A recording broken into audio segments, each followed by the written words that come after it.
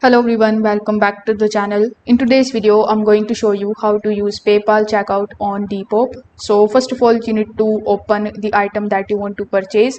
So for example, let's say I want to purchase this particular item over here. Now over here on the item listing page, it is going to show you whether PayPal is accepted. So for this particular item, as you can see, no PayPal option is available. So when you basically are on the listing page, you can just simply see how the payment is going to be made. So it actually depends on the seller. So if the seller uses PayPal, then you can just simply click on the option of buy now, and you will be redirected on the PayPal checkout in order to complete your payment.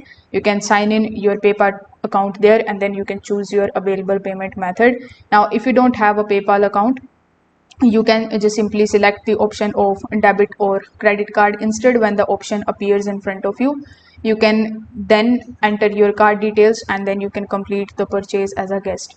Now before paying, you can check your delivery address, the item details, the shipping cost, and the total amount, and then you can just simply confirm the payment to complete your Depop purchase.